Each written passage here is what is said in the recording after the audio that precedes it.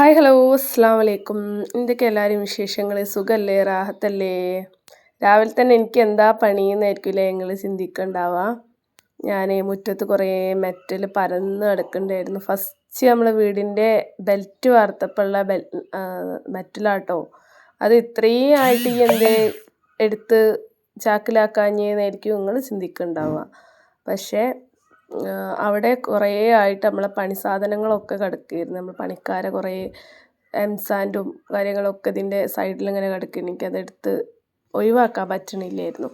ഇപ്പം ഏതായാലും അൽഹംദുലില്ലാ ആ സാധനങ്ങളൊക്കെ കുറച്ചെടുത്ത് ഒഴിവാക്കിയപ്പം കുറച്ച് ഗ്യാപ്പിൽ ഞാൻ ആ മെറ്റലുകൾ ഇതിലേക്ക് എടുത്തിടാം കേട്ടോ. ഈ മെറ്റലൊക്കെ നമുക്ക് കിണറിൻ്റെ സൈഡിലേക്ക് ഇട്ട് കൊടുക്കാം കേട്ടോ. എടുത്ത് വെച്ചാൽ നിങ്ങൾക്കറിയാലോ, എനിക്ക് കിണർ വയ്ക്കണമെങ്കിൽ ഇവിടുത്തെ മണ്ണ് എടുത്ത് ഒഴിവാക്കണം.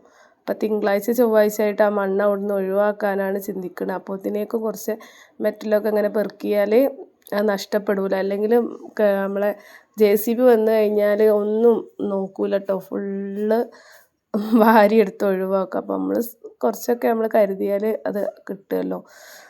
ഈ ഇരുത്തം കണ്ടിട്ട് നിങ്ങൾ വിചാരിക്കും എനിക്കൊരു വേറെ പണിയൊന്നുമില്ല, വീട്ടിൽ ഒന്നുമില്ല, ഇത് രാവിലെ തന്നെ ഇപ്പം ഇതെന്താ അവളിങ്ങനെ ചെയ്യുന്നതെന്ന് ചോദിക്കൂലേ. എനിക്ക് കല്യാണത്തിന് പോവാണ്ട് ഞാനിങ്ങനെ ഇവിടെ ഇരിക്കാൻ കാരണം ഇന്ന് പണിക്കാർ വരും എന്ന് പറഞ്ഞപ്പോൾ അവരെയും കാത്തിങ്ങനെ ഇരിക്കുക കേട്ടോ. ഒരു 7 മണി വരെ പണിക്കാരെ നോക്കാം, എന്നിട്ട് ഞാൻ പോയിട്ട് കല്യാണത്തിന് പോകാനുള്ള ഒരുക്കങ്ങളിലേക്ക് ആക്കുക. പണിക്കാർ വരികയാണെങ്കിൽ അവർക്ക് കഞ്ഞി വെച്ചിട്ടേ ഉള്ളൂ എനിക്ക് ബസ് കയറി പോകാൻ കഴിയുള്ളൂ കേട്ടോ. 9:30 ബസ്സിന് പോവാം കഞ്ഞി കൊടുത്തിട്ട് എന്നുള്ളൊരു ചിന്തയിലായിരുന്നു.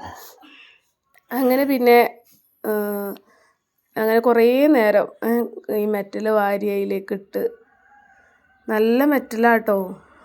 നമുക്കത് JCB വാരി കൊണ്ടുപോയിക്കോട്ടെ എന്നൊന്നും ചിന്തിക്കാൻ കഴിയൂല, അത്രയും നല്ല സാധനമാണ്. അപ്പോൾ ഇത് ഒരു കൈക്കോട്ട് കൊണ്ട് കോരി എടുത്ത് അതിലേക്ക് ഇടാനുള്ളൊരു സംവിധാനമല്ല. ഇത് കുറച്ച് മുന്നേ ഞാൻ അതിൻ്റെ വേറൊരു സൈഡിലുണ്ടായപ്പോൾ അതെടുത്ത് കണ്ട് ചാക്കിലേക്കാക്കി ഒരു ചാക്ക് നിറച്ചും ആക്കി വെച്ചിട്ടുണ്ട് കേട്ടോ. ഇത് കക്കൂസിൻ്റെ സൈഡിലേക്കോ കക്കൂസ് ടാങ്ക് ചോദിക്കുമ്പോൾ അതിൻ്റെ സൈഡിലേക്കോ അല്ലെങ്കിൽ നമ്മളെ ഇതിൻ്റെ സൈഡിലേക്കോ കിണറിൻ്റെ സൈഡിലേക്കൊക്കെ ഇടാം കേട്ടോ ഇത്. പിന്നെ ഒരുപാട് ആൾക്കാർ എനിക്ക് മെസ്സേജ് അയച്ചുകൊണ്ടിരിക്കുകയാണ്, പാമ്പ് ശ്രദ്ധിക്കണം കേട്ടോ, മക്കളെ ശ്രദ്ധിക്കണം കേട്ടോ നനങ്ങാണ്ട്. എത്രയോ ആൾക്കാരാണ് മെസ്സേജ് അയക്കണം അറിയോ വാട്സപ്പിലേക്ക്. അതേപോലെ ഫോൺ വിളിക്കുമ്പോഴും അതേ പറയാനുള്ളൂ. പിന്നെ പ്രത്യേകം ഒരു പറയുന്നത്, കുറേ ആൾക്കാർ വിളിച്ചിട്ട് ഇപ്പോൾ എന്നോട് എന്താ അറിയില്ല, പാമ്പിൻ്റെ ഈ ഒരു വിഷയം വന്നതിൻ്റെ ശേഷം ഒരുപാട് ആൾക്കാർ വിളിച്ചിട്ട് എന്നോട് പറയാണ്, എടീ വീടൊന്ന് തേച്ചിട്ട് അങ്ങോട്ട് മാറിക്കുമോയെന്ന്. അപ്പം ഞാൻ ഓരോടൊക്കെ പറഞ്ഞ മറുപടി എന്ന് പറഞ്ഞാൽ, വീട് നല്ലോണം തേച്ച് വൃത്തിയാക്കിയിട്ട് നിലം വരെ ഇട്ട് എല്ലാം ടൈൽസ് വരെ ഇട്ട ആൾക്കാരെ വീട്ടിലാണ് ഇപ്പോൾ പാമ്പ് കയറുന്നത്. അപ്പോൾ പാമ്പിന് ഇപ്പോൾ ടൈലിട്ടണമെന്നും വീട് നല്ല തേച്ചിക്കണമെന്നും അങ്ങനെയുള്ള ഒന്നും ഉണ്ടാവില്ല. ഓർക്ക് ഒരെവിടെ വേണമെങ്കിലും കയറി വരും. അത് നമ്മളെ യോഗം അങ്ങനെയാണെന്ന് ചിന്തിച്ചാൽ മതി. നമ്മൾ ശ്രദ്ധിക്കുക എല്ലാം കൂടി. എനിക്ക് ആകെയുള്ള പേടി കറണ്ട് എടുക്കാൻ പറ്റില്ല.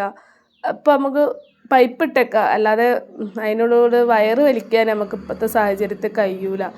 അതുകൊണ്ട് കറണ്ടില്ലാത്ത അവസ്ഥയിൽ ഇപ്പോൾ നമ്മളെ വീട്ടിൽ പാമ്പൊക്കെ വന്നാൽ അറിയില്ല എന്നേ ഉള്ളൂ. തേപ്പിനെ കുറിച്ചിട്ട് ഞാൻ ചിന്തിക്കണ പോലും ഇല്ല കേട്ടോ, എൻ്റെ മൈൻഡിൽ പോലും ഇല്ല.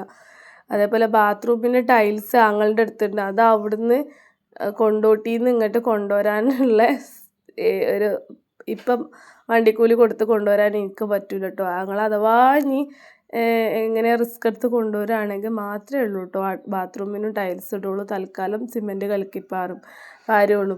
പിന്നെ ആരെങ്കിലും നമ്മൾ അടുത്തുള്ളവരാരെങ്കിലും വീട് പണി നടത്തുന്നുണ്ടെങ്കിൽ ഒരു വീട് തേക്കാൻ വേണ്ടിയിട്ട് പൂയി അടുപ്പിക്കുകയാണെങ്കിൽ കുറച്ച് പൂയി ഓരോട് പൈസ കൊടുത്ത് വാങ്ങേണ്ടി വരും ഇൻഷാ അല്ലാഹ്. എന്നിട്ട് പൂയും സിമെൻറ്റും ചേർത്തെങ്ങാണ്ട് നമ്മളെ ബാത്റൂം ഒന്ന് തേക്കണം. അല്ലെങ്കിൽ മറ്റെന്താ വേറെ എന്തോ ഒരു ബീസാൻഡോ എംസാൻഡ് അല്ലല്ലോ, ബീസാൻഡ് ഇട്ടാന്ന് തോന്നുന്നു തേക്കാൻ ഉപയോഗിക്കുക. അത് മാത്രം കുറച്ച് വാങ്ങിയിട്ട് ഒന്ന് തേക്കണം, ബാത്റൂമിൻ്റെ ഉള്ളിൽ മാത്രം, വേറെ എവിടെയും തേക്കാൻ വേണ്ടിയിട്ട് ഉദ്ദേശിക്കണില്ല.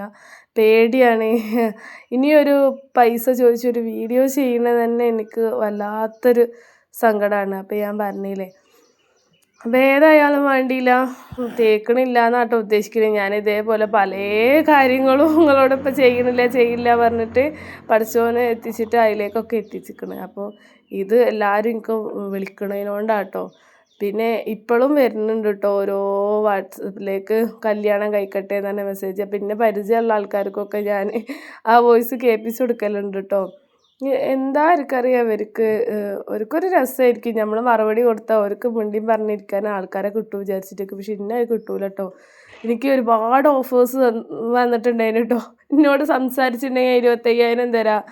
ഇപ്പം അടുത്തും കൂടി ഒരാളിങ്ങനെ നിരന്തരം വിളിക്കുകയായിരുന്നു. അപ്പോൾ അയാളിങ്ങനെ വോയിസ് മെസ്സേജ് എന്താണ് ഒരു റിപ്ലൈ തന്നൂടെ, പിന്നെ നിങ്ങളെ സഹായിക്കാൻ വേണ്ടിയിട്ടാണ്, കുറച്ച് നേരം സംസാരിച്ചാൽ മതി, ഞാൻ ഒറ്റക്ക് നിൽക്കുന്ന ആളാണെന്നൊക്കെ പറഞ്ഞിട്ട് മെസ്സേജ് അയച്ചിട്ടുണ്ടായിരുന്നു. ഈ പഴം ഉണ്ടല്ലോ, ഈ പഴം എൻ്റെ അയൽവാസി വന്നതായിരുന്നു കേട്ടോ. അപ്പം ഞാൻ രാവിലെ കല്യാണത്തിന് പോണ മുന്നേ പഴാട്ടോ കഴിച്ചത്. അപ്പോൾ പണിക്കാർ വരുന്നില്ല എന്ന് കണ്ടപ്പം വേഗം വന്നും കണ്ട് പിന്നെ ഞങ്ങൾ കഞ്ഞി ഉണ്ടാക്കാനോ ഒന്നും നിന്നില്ല. രാവിലെ കഞ്ഞി പണിക്കാർക്കും ഞമ്മക്കൊക്കെ കഞ്ഞി മതി വിചാരിച്ചു. അപ്പം ഞാൻ പഴം എടുത്ത് കഴിച്ചപ്പോൾ ഐഷുവിനോടും അജുവിനോടും ചോദിച്ച് അവർക്ക് രണ്ടാൾക്കും പഴം വേണ്ടാന്ന് പറഞ്ഞിട്ടോ. പഴം പുഴുങ്ങിയിട്ടായാലും വേണോ ചോദിച്ചിട്ട് ഇപ്പോൾ അവർക്ക് വേണ്ടായിരുന്നു. അപ്പോൾ ഞാൻ പറഞ്ഞു വന്നത് അയാൾ എന്നിട്ട് അയാൾക്ക് ഒരു ടെക്സ്റ്റ് മെസ്സേജ് അയച്ചു. എൻ്റെ വാട്സപ്പിലുണ്ട് കേട്ടോ ടെക്സ്റ്റ് ഇങ്ങനെ അയച്ചു. ഞാനിങ്ങനെ ആണുങ്ങളോട് സംസാരിക്കാൻ ആഗ്രഹിക്കുന്ന ഒരാളല്ല, ദയവ് ചെയ്തിട്ട് ഇങ്ങനെ വിളിക്കരുത് കേട്ടോ, നിങ്ങൾക്ക് ഹെൽപ്പ് ചെയ്യാൻ ഇഷ്ടമുണ്ടെങ്കിൽ നിങ്ങൾ എന്നെ ഹെൽപ്പ് ചെയ്താൽ മതി എന്നൊരു ടെക്സ്റ്റ് അയച്ച്. അപ്പോൾ ഇതിനെ അയാൾ വോയിസ് ഇട്ട് പറഞ്ഞ് സോറി എന്നോട് സംസാരിക്കുകയാണെങ്കിൽ മാത്രമേ നിങ്ങൾക്ക് ഞാൻ പൈസ തരുള്ളൂ. എന്തിനാ ആണുങ്ങളോട് സംസാരിച്ചിട്ട് ഇപ്പം എനിക്ക് പൈസ ഉണ്ടാക്കേണ്ട ആവശ്യമില്ല. പട്ടിണി കിടന്നാലും അങ്ങനത്തെ ഒരു കാര്യം പഠിച്ചവനെ. ഏതായാലും ഐഷു ഇങ്ങനെ പിണങ്ങി നിൽക്കണേ എന്തായിരിക്കും നിൽക്കില്ല നിങ്ങൾ ചിന്തിക്കുന്നുണ്ടാവുക. ഓളിങ്ങനെ മാറി നിൽക്കുമ്പോൾ അധികം പിണക്കത്തിൻ്റെ ആളാട്ടോ. അപ്പോൾ ഓളൊരു ഷൂ ഉണ്ടേനി ഇവിടെ. അപ്പോൾ ആ ഷൂ ഓൾക്ക് തലേന്നേ കഴുകി വെച്ചാൽ മതിയേനി. ഓൾ ആ ഇടലില്ല കേട്ടോ. പക്ഷെ ഓൾക്ക് എന്താണെന്നറിയില്ല, അന്ന് കല്യാണത്തിന് പോകുമ്പോൾ ഷൂ ഇടണമെന്ന് വലിയൊരാഗ്രഹം. പക്ഷെ അത് കഴുകാതെ എങ്ങനെ ഇടുക? അപ്പോൾ ഞാൻ പറഞ്ഞു അത് ഇടല്ല ഐഷു പറഞ്ഞു. അപ്പോൾ അത് ഇട്ടേ പറ്റുമോ? അപ്പം എന്നോടൊരു ചെറിയൊരു തല്ല് കിട്ടിയിട്ടോ കൈ കൊണ്ട് ഇങ്ങനെ. അപ്പം പിന്നെ ഓൾ സാധാ ചെരുപ്പന്നെ എടുത്തിട്ട് ബസ് വന്ന് നമ്മളെ വീടിൻ്റെ ഫ്രണ്ട് തന്നെ ബസ് കിട്ടുമല്ലോ, നിങ്ങൾക്കറിയാലോ. അപ്പോൾ ആ ബസ് കയറി ഞാനിതാ നിലമ്പൂർ റെയിൽവേ സ്റ്റേഷനിലേക്ക് ഇറങ്ങി. ഒറ്റ ബസ് കയറിയ നിലമ്പൂർ റെയിൽവേ സ്റ്റേഷനിലെത്തിയിട്ടോ. അപ്പോൾ അവിടേക്ക് ഇറങ്ങി ടിക്കറ്റ് 10 റുപ്യയുള്ളൂ കേട്ടോ ഒരാൾക്ക്. അത് വലിയൊരു ആശ്വാസമായിരുന്നു. ഈ യാത്രകളിൽ ബസ്സിന് പൈസ കൊടുത്തിട്ടാട്ടോ ഞാൻ അധികം ബുദ്ധിമുട്ടുക. വല്ല പ്രമോഷൻ വർക്കൊക്കെ ആണെങ്കിൽ അവിടുന്ന് പൈസ കിട്ടുമല്ലോ നമ്മൾ അങ്ങനെ പോകുമ്പോൾ. അതല്ലല്ലോ, നമ്മളൊരു കല്യാണത്തിന് പോവുകയാണ്. അതും ആരെ കല്യാണം അറിയോ? എൻ്റെ സ്നേഹ വീട്ടിലെ ബേബി താത്തൻ്റെ മോളെ കല്യാണമായിരുന്നു. അപ്പോൾ സ്നേഹ വീട്ടിലെല്ലാ കുറേ ആൾക്കാർ ഒത്തുകൂടുന്ന ഒരു വേദിയും കൂടിയാണ് ആ കല്യാണം. നമ്മളെ കുടുംബം പോലെയാണ് സ്നേഹ വീട്. അപ്പോൾ ഒരു കുടുംബത്തിലെ പ്രോഗ്രാം ഉണ്ടാകുമ്പോൾ ആ കുടുംബത്തിലെ അംഗങ്ങളൊക്കെ വരുമല്ലോ. ചില ആൾക്കാർക്ക് ഓരോ മരിപ്പും വേറെ എന്തെങ്കിലും ബുദ്ധിമുട്ടും സ്വന്തം വീട്ടിൽ കല്യാണമോ അല്ലെങ്കിൽ ആരാ സൂക്കടായി കിടക്കുക അങ്ങനെയൊക്കെ ഉണ്ടെങ്കിൽ അവിടെ കല്യാണത്തിന് എത്തിപ്പെടാൻ പറ്റില്ല. അല്ലാത്ത കുറേ ആൾക്കാരും അവിടേക്ക് വരുമല്ലോ. അങ്ങനെ അങ്ങാടിപ്പുറം ഞങ്ങൾ ട്രെയിൻ ഇറങ്ങിയിട്ട് കല്യാണം മക്കരപ്പറമ്പിലായിരുന്നു. മക്കരപ്പറമ്പിലൊരു സമൂഹ ഓഡിറ്റോറിയത്തിൽ വെച്ചിട്ടാണ് കല്യാണം. അടിപൊളി. ഇതൊക്കെ സ്നേഹവീടിലെ ഞങ്ങളെ സ്വന്തം കൂടപ്പിറപ്പുകളാട്ടോ. സ്നേഹവീട്ടിലെ ആൾക്കാരെ കാണുമ്പോഴത്തേക്ക് എൻ്റെ മനസ്സിൽ വല്ലാത്തൊരു സന്തോഷം, ഇങ്ങനെ എന്താ അറിയില്ല, വല്ലാത്തൊരു സന്തോഷം. ഇന്നലെ എനിക്ക് എന്തോ ഒരു റിലാക്സ് കിട്ടിയ പോലെ ആയിരുന്നു കേട്ടോ. സ്നേഹവീട്ടിലെ എല്ലാവരും അംഗങ്ങളെ കണ്ടവരോട് സംസാരിച്ച് ഓരോ കൂടെ കുറച്ച് സമയം ചിലവഴിച്ച് തിരിച്ചു വന്നപ്പോൾ എനിക്ക് വല്ലാത്തൊരു സന്തോഷം. എൻ്റെ ഉമ്മയും ആങ്ങളി അനിയത്തിയും ഒക്കെ വന്ന് എൻ്റെ അടുത്ത് നിന്ന് പോകുമ്പോഴുള്ളൊരു ഫീലായിരുന്നു കേട്ടോ ഓര് വന്നപ്പോൾ. അത് വല്ലാത്ത അത് പറഞ്ഞറിയിക്കാൻ പറ്റില്ല, അത്രയും സന്തോഷം. ഞാൻ അങ്ങനെ വിചാരിക്കുക, ഇന്നലെ മാസത്തിലൊരിക്കലെങ്കിലും സ്നേഹവീട്ടിലെ ആൾക്കാരെല്ലാവരും ഒരുവിധ ആൾക്കാരൊക്കെ ഒത്തുകൂടുന്ന ഒരു വേദി ഉണ്ടായിട്ടുണ്ടെങ്കിൽ എന്തൊരു സന്തോഷമായിരിക്കും അല്ലേ. എനിക്ക് സന്തോഷിക്കാൻ ഇങ്ങനത്തെ കാര്യങ്ങളൊക്കെ ഉള്ളൂ കേട്ടോ. അപ്പോൾ നിക്കാഹ് കഴിഞ്ഞിട്ടുണ്ടായിരുന്നു. ഞാൻ അവിടെ എത്തുമ്പോൾ 11 മണിക്ക് എല്ലാവരും എത്താൻ പറഞ്ഞിട്ടുണ്ടായിരുന്നു കല്യാണത്തിന്. പക്ഷേ ഞാൻ ട്രെയിൻ ഇറങ്ങി അവിടെ എത്തുമ്പോൾ 11:30 അപ്പോൾ പിന്നെ നിക്കാഹൊക്കെ കഴിഞ്ഞ് ഞങ്ങളവിടെ ഇരിക്കുന്ന സമയത്ത് ഒരു മഹർ കെട്ടുന്നുണ്ടായിരുന്നു. മാഷാ അല്ലാഹ്, പഠിച്ചവന് എല്ലാ രീതിയിലുള്ള ഹൈറും ബർക്കത്തും ആ കുട്ടികളുടെ ജീവിതത്തിൽ ഉണ്ടാവട്ടെ അല്ലേ. എല്ലാ ദാമ്പത്യ ജീവിതവും മരണം വരെ നിലനിൽക്കട്ടെ. ഒരു പ്രശ്നങ്ങളും ഇല്ലാതെ, അഭിപ്രായ വ്യത്യാസങ്ങളില്ലാതെ. എനിക്ക് ഓരോ കല്യാണം കാണുമ്പോഴും ഞാൻ വേഗം പ്രാർത്ഥിക്കുക അതാണ്, ആരുടെ ജീവിതവും ഒരാളെ കൂടെ തന്നെ ജീവിക്കാനുള്ള തൗഫീക്ക് പഠിച്ചവൻ കൊടുക്കട്ടെ. ഈ രണ്ടും കല്യാണം കഴിച്ചിട്ട് എന്തെങ്കിലും പ്രശ്നങ്ങളും കാര്യങ്ങളൊക്കെ ഉണ്ടാകുമ്പോഴാണ് ഭയങ്കര വിഷമം വരിക. നമുക്ക് മരണം വരെ ഒരാളെ കൂടെ ജീവിക്കാനുള്ള യോഗമാണ് വേണ്ടത്. ഈ ഈ ഇഹലോകത്തും പരലോകത്തും ഭാര്യയും ഭർത്താവും ആയിട്ട് ജീവിക്കുക. ഇതാണ് നമ്മളെ ബേബി താത്ത കേട്ടോ. ഇപ്പോൾ ഇതാ സ്നേഹ വീട്ടിലെല്ലാവരും ഇരിക്കാൻ സാധിക്കാറുണ്ട്. നമ്മളെ സുധീർക്കുണ്ട്, ഇപ്പോൾ ലജൂസൊക്കെ, പിന്നെ സുനിതേച്ചി, സഫ്വാന്, ബാക്കിയുള്ള പേരുകളൊക്കെ പെട്ടെന്ന് കിട്ടാൻ കുറച്ച് പണിയാട്ടോ. പുഷ്പേച്ചി, അങ്ങനെ ഒരുപാട് ആൾക്കാരുണ്ട്. ഇതൊക്കെ ഈ മോളൂസിൻ്റെ ഫ്രണ്ട്സുകളാട്ടോ. ബ്ലാക്ക് ഡ്രസ്സ് ഇട്ടിട്ട് വൈറ്റ് ഡ്രസ്സ് ഇട്ടിട്ട് ഓൻ്റെ വീട്ടിൽ നിന്ന് വന്നവർ, അങ്ങനെ പല ഡ്രസ് കോഡൊക്കെ ഉണ്ടായിരുന്നു കേട്ടോ. അപ്പോൾ ഇവരെല്ലാവരും ഞങ്ങളെല്ലാവരും കൂടി ഇതാണ് സ്നേഹവീട്ടിൽ ഈ വരാൻ പറ്റിയവരൊക്കെ കൂടെ ഉള്ളതാട്ടോ ഇത്.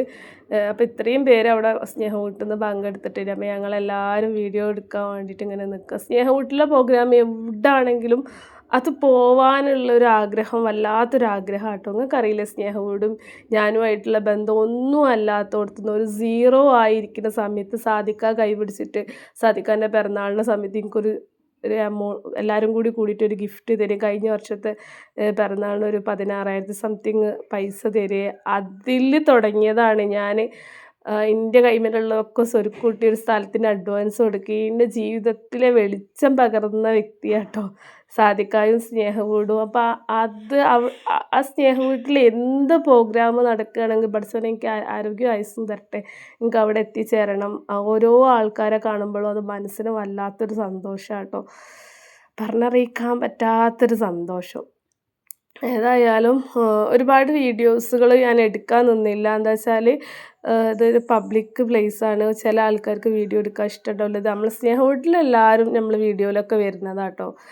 അതിനൊരു കുഴപ്പമൊന്നുമില്ല. പക്ഷെ വേറെ നമ്മളെ കുടുംബാംഗങ്ങളൊക്കെ ഉണ്ടാവുമല്ലോ അവരെ, അപ്പോൾ നമ്മൾ എല്ലാ വീഡിയോസും ഫോട്ടോസൊക്കെ എടുക്കാൻ നിന്നുണ്ടെങ്കിൽ അത് ഓരോ പ്രൈവസീനെ ബാധിക്കും. എന്തായാലും ഞങ്ങളെ സ്നേഹവീട് എങ്ങനെയുണ്ട്, അത് ഒരു കുടുംബമാണ് കേട്ടോ. സ്നേഹവീട് എന്ന് പറഞ്ഞാൽ അത്രയും രക്തബന്ധത്തിനേക്കാളും അടുപ്പെന്ന് പറയുവാണെങ്കിൽ അത്രക്കും ഒരേ മനസ്സുള്ള ഒരുപാട് ആൾക്കാർ. ആർക്കും അങ്ങോട്ടും ഇങ്ങോട്ടും ഒരു ഇതുമില്ല. തെറ്റ് കണ്ടുകൊടുത്ത് തെറ്റെന്ന് തന്നെ പറയും, നല്ലതാണെങ്കിൽ പ്രശംസിക്കും. അങ്ങനെ ഇപ്പോൾ സാദിക്കാൻ്റെ പിറന്നാൾ വരികയാണ് മെയ് 3-ന്. ഇൻഷാ അല്ലാഹ് പടച്ചോൻ ആരോഗ്യം ആയുസ്സും ഒക്കെ എനിക്കും മക്കൾക്കൊക്കെ തന്നാൽ മതിയെന്ന്. ആ പിറന്നാളിന് എന്തായാലും പോകണം. കഴിഞ്ഞ പിറന്നാളിൻ്റെ സമയത്ത് ഞാൻ സീറോ ആയിരുന്നെങ്കിൽ ഇന്ന് ഞാൻ 7 സെൻറ്റും ഒരു വീടും ഈ സാദിക്കാൻ്റെ മനസ്സുകൊണ്ട് തന്നെ കേട്ടോ. സാദിക്ക അത്ര എപ്പോഴും പറയും, ഞാൻ നിസ്കരിക്കുമ്പോൾ ഒക്കെ ദുആ ചെയ്യലുണ്ട്. എൻ്റെ കാര്യം കേട്ടപ്പോൾ മുതൽ ഭയങ്കര ഇതിന് അന്നത്തെ വീഡിയോ ഒക്കെ ഇപ്പോഴും സാദിക്കാൻ്റെ ചാനലിലൊക്കെ ഉണ്ട്. സാദിക്കാൻ്റെ വാക്കുകൾ, ജീവിതം തന്നെ മാറി മറിഞ്ഞ് അത് പറഞ്ഞാൽ തീരൂല കേട്ടോ അത്രയും. അപ്പോൾ കല്യാണത്തിന് ഒരു ഫ്രെയിം കൊടുക്കിയിരുന്നു കേട്ടോ അവർക്ക് സ്നേഹവീട്ടിൻ്റെ വക. അങ്ങനെ അതാ ഞങ്ങൾ പിന്നെ റെയിൽവേ സ്റ്റേഷനിലേക്ക് തിരിച്ചു പോകുന്നു. അപ്പോൾ കുറച്ച് ആൾക്കാർ നിലമ്പൂരിലേക്കുള്ളതാണ്. അപ്പോൾ നമ്മൾ ട്രെയിൻ കയറാൻ വേണ്ടി 2:55-ന് ട്രെയിൻ ഉണ്ടായിരുന്നു. ഞങ്ങളിതാ റെയിൽവേ സ്റ്റേഷനിൽ നിൽക്കുന്ന സമയത്ത് ചേച്ചി മറ്റേ കണ്ടല്ലോ ഒരു എന്താ ഇഞ്ചി മിഠായി കിട്ടണില്ല കേട്ടോ, ഇഞ്ചി മിഠായി തന്ന് ഞങ്ങൾ ട്രെയിൻ കയറി നിലമ്പൂരെത്തി. തേൾപ്പാറ എത്തിയ സമയത്ത് ഇതൊക്കെയാണ് അവിടെ ഒരു അവിൽ കലക്കുന്ന ഒരു സമ്പ്രദായം കേട്ടോ. ഇത് ഏതാന്നുള്ളത് ഞാനൊരു ഷോർട്ട് വീഡിയോയിൽ പറയാം കേട്ടോ. ഭയങ്കര സന്തോഷം. അപ്പോൾ ഇതാ എല്ലാവരുടെ വീട്ടിലും ഇതാ പാമ്പുകൾ വരുന്നുണ്ട്. ഇത് കണ്ടോ, മൂർഖനാണോ അല്ലേ, വീട്ടിൽ നിന്ന് കിട്ടിയതാണെന്ന് പറഞ്ഞ്. ഇത് കണ്ടിട്ട് പേടിയാവണില്ലേ അല്ലേ. അതേപോലെ കുറേ പാലക്കാടോ വയനാടോ അവിടെ എവിടെയോ ഉള്ള കുറേ പാമ്പുകളാട്ടോ. ഇതും അവിടുന്ന് കിട്ടിയതാണ് പറഞ്ഞത്. അപ്പോൾ ഇങ്ങനെ ഓരോ വീടുകളിലും പാമ്പും എല്ലാ സാധനങ്ങളും ഉണ്ട്, ശ്രദ്ധിക്കുക. ഈ പാമ്പൊക്കെ വരുന്ന സമയത്ത് നമ്മൾ ഏറ്റവും കൂടുതൽ അഥവാ ഇനി കാലിന് കടിച്ചെന്നോ അല്ലെങ്കിൽ എവിടെയെങ്കിലും ഒന്ന് തട്ടിയെന്നോ തോന്നുകയാണെങ്കിൽ എന്ത് ചെയ്യണം, നമ്മളെ അടുത്തുള്ള ആൻറ്റിവനം കിട്ടുന്ന സ്ഥലങ്ങൾ നോക്കിയിട്ട് എത്രയും പെട്ടെന്ന് അവിടേക്ക് എത്തിക്കാൻ നോക്കുക. അല്ലാതെ സാധാ ഹോസ്പിറ്റലിലേക്കൊന്നും ആരും കൊണ്ടുപോകരുത്.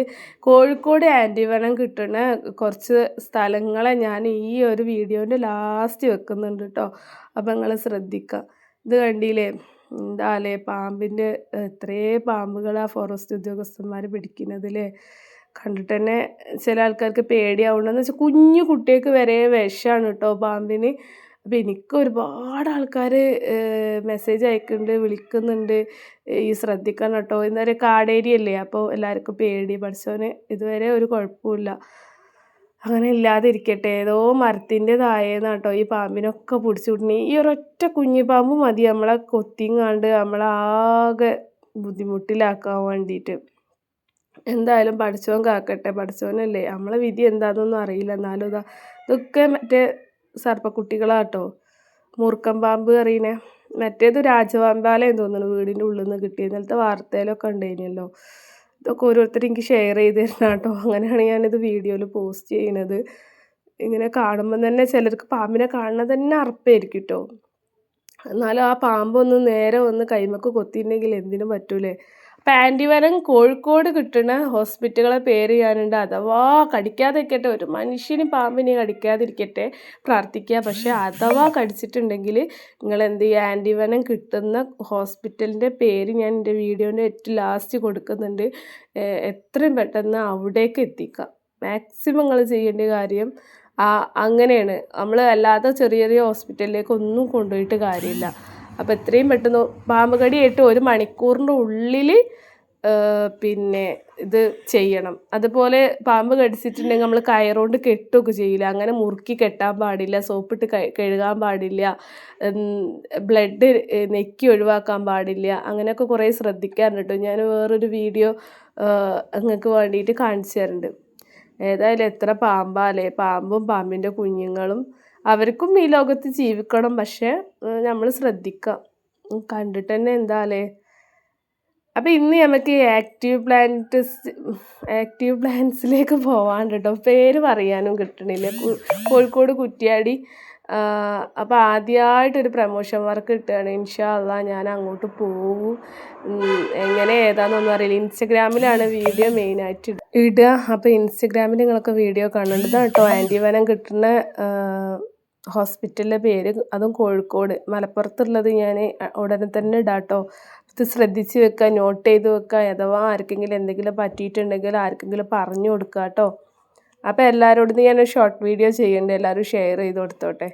അപ്പോൾ എല്ലാവരോടും അസ്സലാമു അലൈക്കും, താങ്ക്സ് ഫോർ വാച്ചിങ്. ഞങ്ങൾ പോയിട്ട് വരാം കേട്ടോ. ആദ്യമായിട്ടൊരു പ്രമോഷൻ വർക്കിന് പോവാൻ നിങ്ങളെല്ലാവരും പ്രാർത്ഥിക്കുക.